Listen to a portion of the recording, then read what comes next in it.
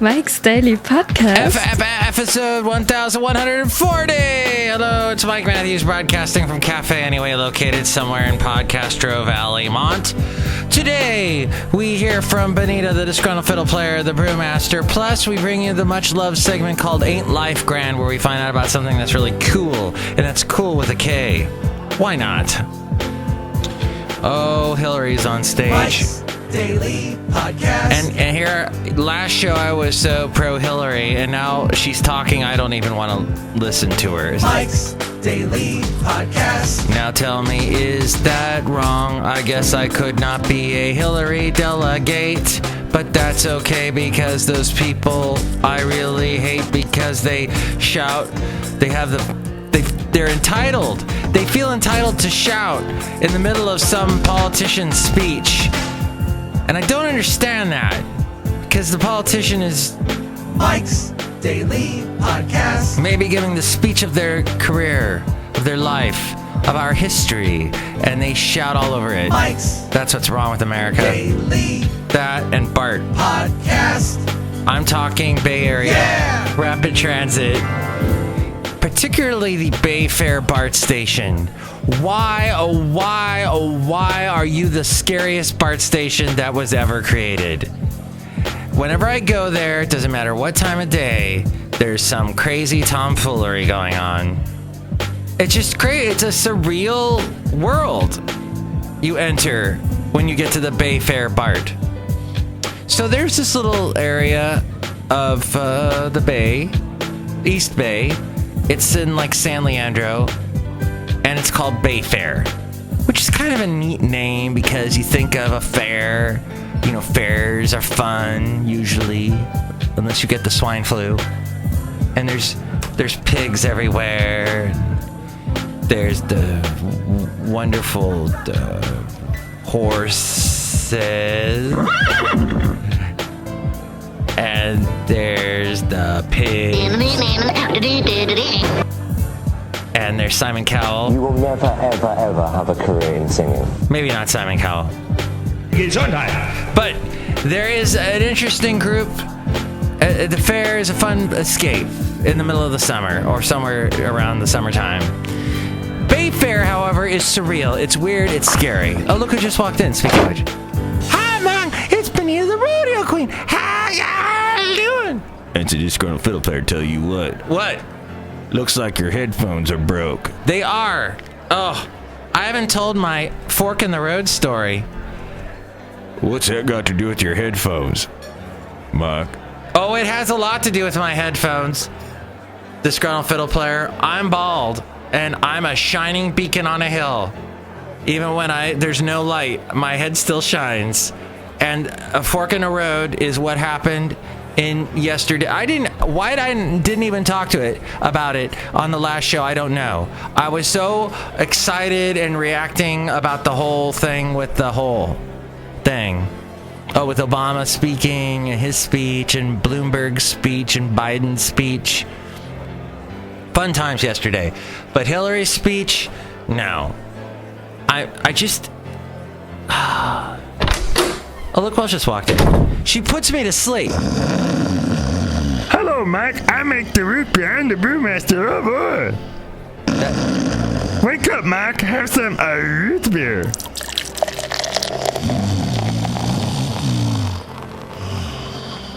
What? Oh, somebody poured root beer all over me. Yeah, I did. Why are your headphones broke? My headphones. Oh, yeah, because when you're doing a podcast... podcasts! You need your headphones, generally, so you can hear yourself, and then that way you can hear your voice and the other voices and sound effects. It's necessary to have. It makes you look cool and radio-esque. What happened was, I was driving to work. I was almost at work, and I was making a left-hand turn in Fremont on a little street called Maori. Yes, Maori. It sounds cool because it rhymes with the Bowery, and that looks really flowery.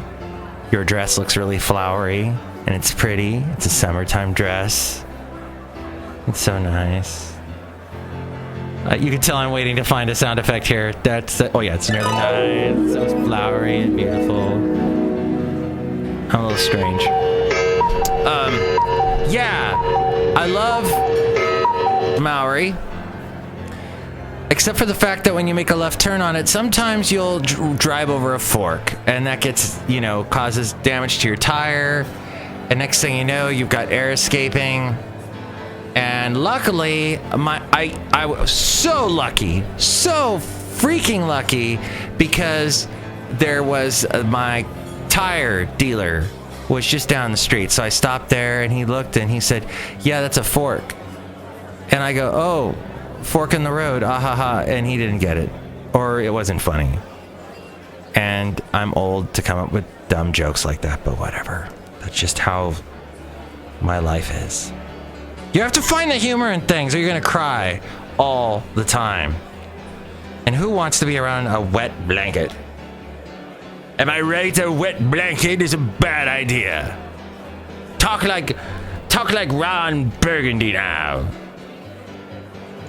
I hate wet blankets. I have many leather-bound books, and my apartment smells of rich mahogany.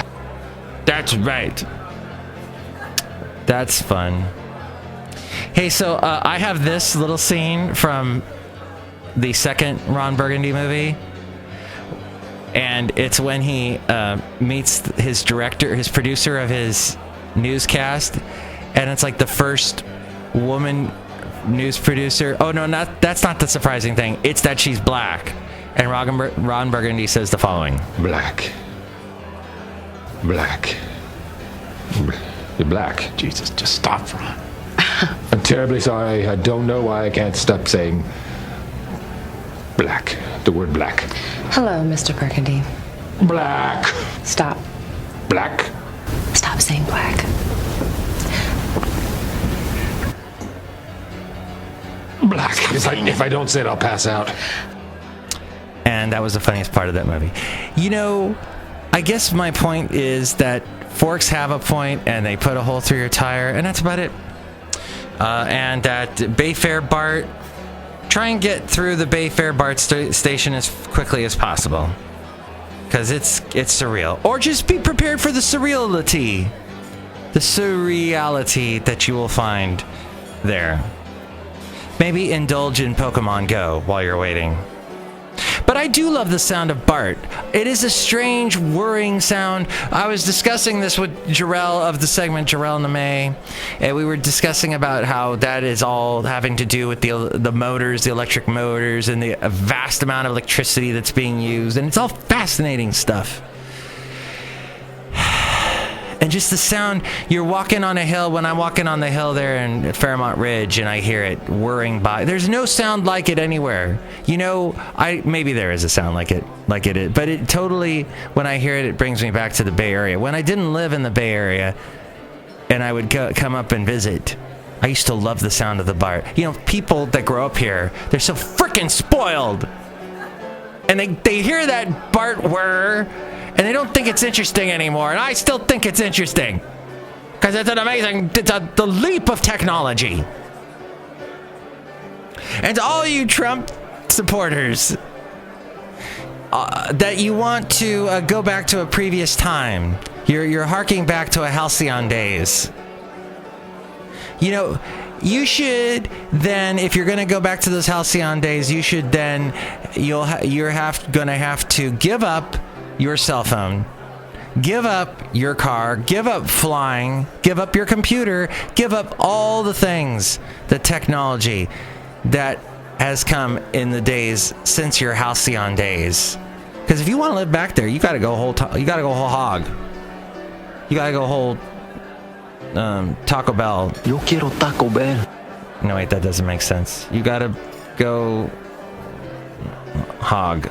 Mike'sDailyPodcast.com is the website to find all the things of the past shows, the past podcast pictures, speaking of which. And here's today's podcast picture. It is a drawing with me and Floyd the Floorman, who happens to be here right at this moment. Yay. Hi, Mike, this is Floyd the Floorman. It's great to be in your drawing. I did a drawing of you. Yeah, it doesn't look look anything like me. Kinda does. No. Well, I tried. You tried and you failed.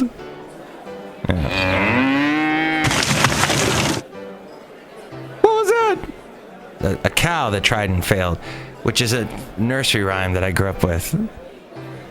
The cow that tried and failed.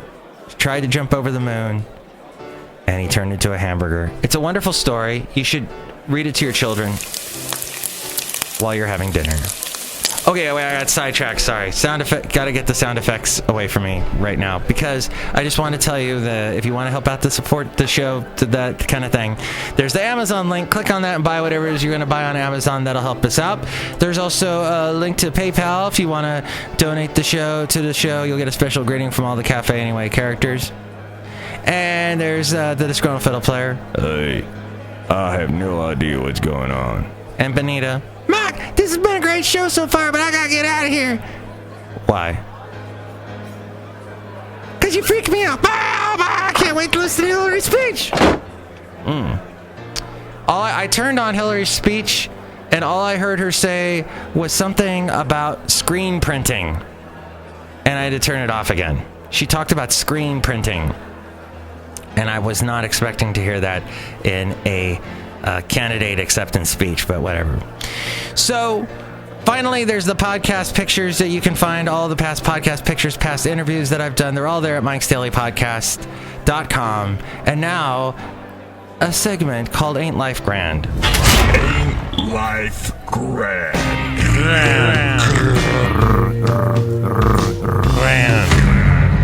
Life is grand because weird things like this still happen that mystify us.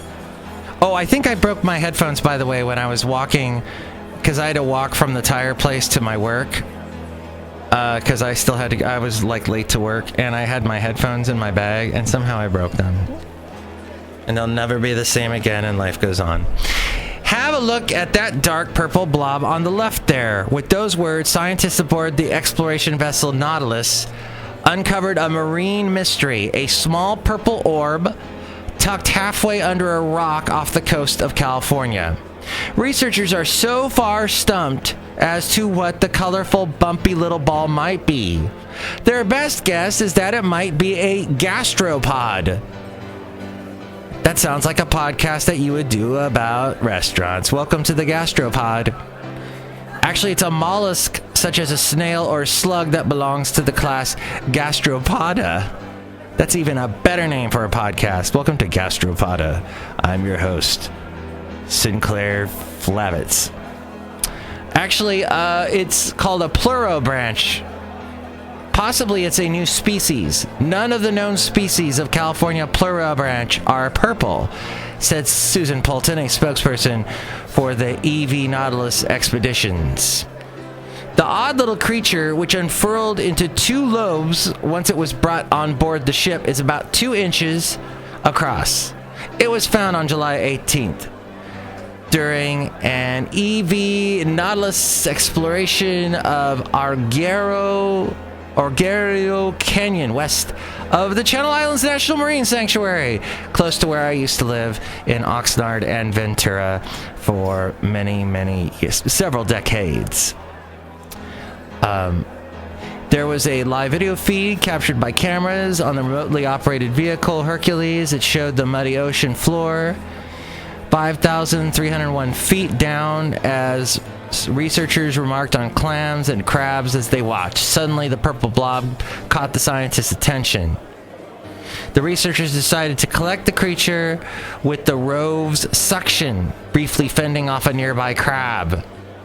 They since have sent the organism to the Harvard Museum of Comparative Zoology for analysis. They also took samples for RNA analysis and plan to conduct a DNA analysis as well. It will take considerable months to confirm if it in fact is a new species. Ain't life grand. It's relatively unusual for the Nautilus stream to discover a completely new species, Poulton said, though they have found organisms that they suspect are unknown to science. It just takes time to confirm that fact. More often, she said, the Nautilus researchers find organisms in areas where no one previously knew the animals lived. It may be that the purple orb is a known gastropod that simply had never been seen in California waters before. The Nautilus is operated by the Ocean Exploration Trust, a nonprofit organization that was founded by oceanographer Robert Ballard. Since May, the vessel has been exploring the eastern Pacific Ocean, starting off Canada's Vancouver Island and working southward. Currently, the vessel is off the coast of Los Angeles, investigating the Southern California continental margin. The research team broadcasts its activities and issues dive alerts on Twitter.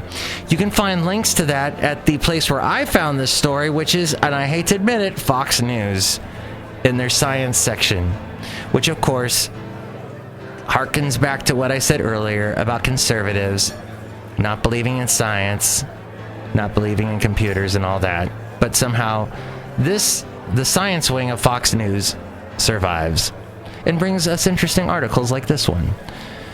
The live video feeds are a boon to the researchers on board because scientists around the country tune in and often call their colleagues on the ship, asking them to go back to collect interesting specimens. It's like sailing with a scientist team of hundreds, said Polton.